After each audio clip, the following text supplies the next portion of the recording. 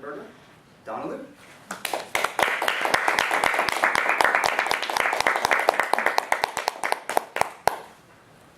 A visit to the museum. I never thought I would go through with it, take my son to a war museum. I was been raised to hate war.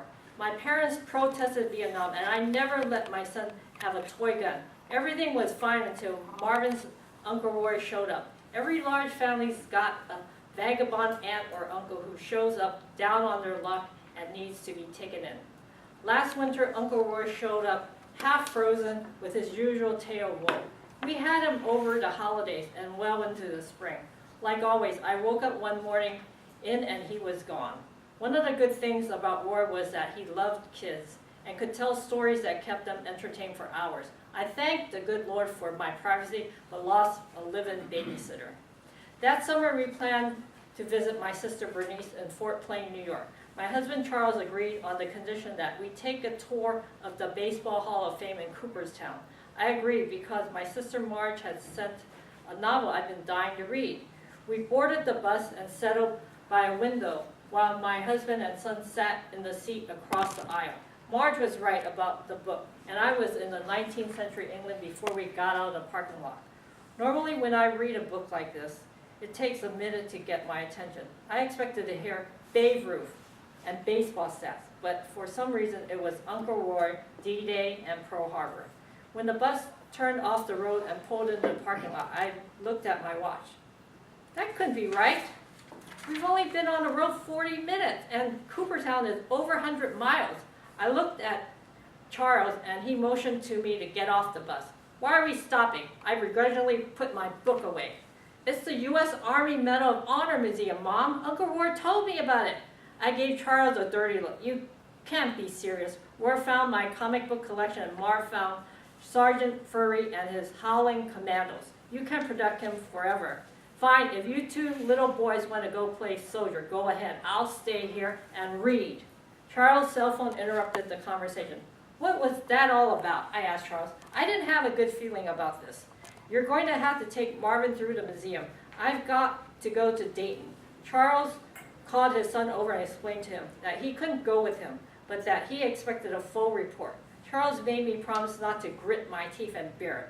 The line had formed, and I wanted to know what was in for. Charles said he holds our place in line, and Marvin was talking to a little old man who was sitting in a director's chair, smoking a pipe carved to look like a dragon. He wore a battered fatigue cap and a leather bomber jacket. They were laughing when I walked up. Hi, Mom, this is Sergeant Mack. Look what he gave me. Marvin held out a badge with the Army seal.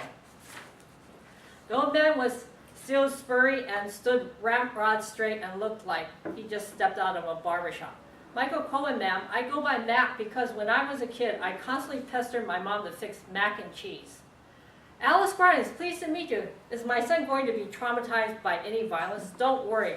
Mostly you find out who the young men were. Any combat situations are scenes showing the result of the actions of these men.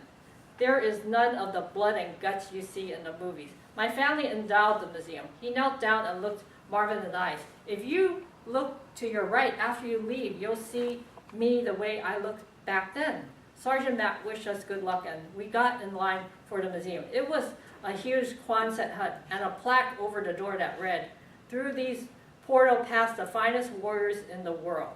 The inside was as large as a football field, and there were rows of black metal cubicles. They were cornered off according to the war they represented. Customers were allowed to visit only one cubicle per section. We entered a random cubicle for the Civil War and found ourselves at the door of a small house on the edge of a village. The door opened and we stepped onto a smoke-filled battleground. We saw the Army, the young man carry a severely wounded officer from the battlefield. Even the hardened veterans were amazed that he made it. The scene morphed to his home after the war, and I watched a tender reunion as the soldier met his daughter for the first time.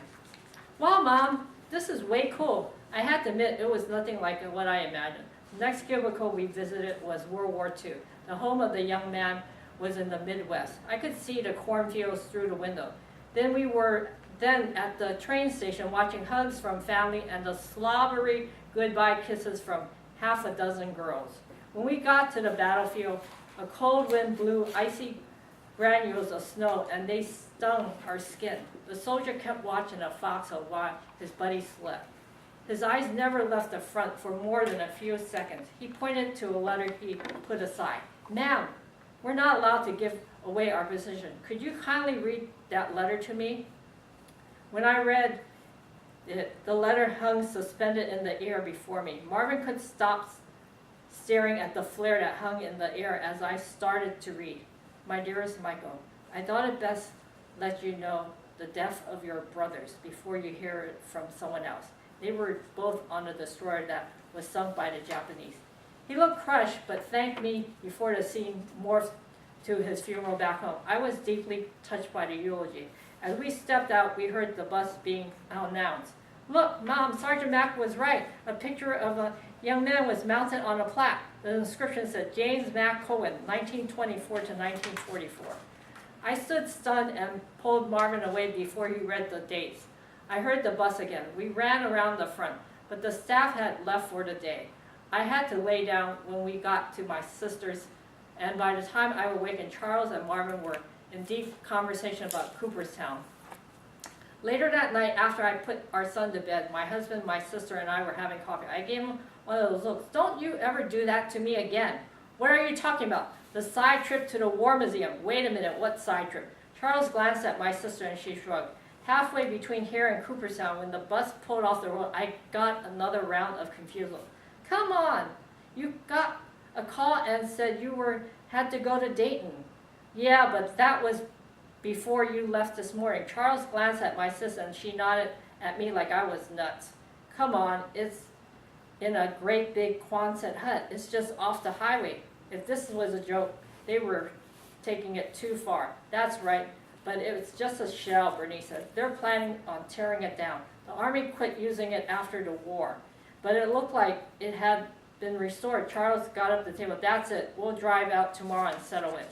As soon as we came within sight of the building, I knew I was either nuts or I dreamt the whole thing. The windows were gone and one of the doors hung at a weird angle. The sign above the sliding door had just faded away. I must have fallen asleep on that damn bus, but I feel so. Charles put his arm around me and we were back in the car. No one brought it up again and life trudged on. Around Christmas, we received a cigar box addressed to Charles. Being more cat than human in the curiosity department, I opened it. There was no note, just a few medals and a pipe carved in the shape of a dragon. An unsent letter caught my eye and I opened it. My hands started to shake as I read. "My dearest Michael, I thought it best to let you know the death of your brothers before you hear it from someone else."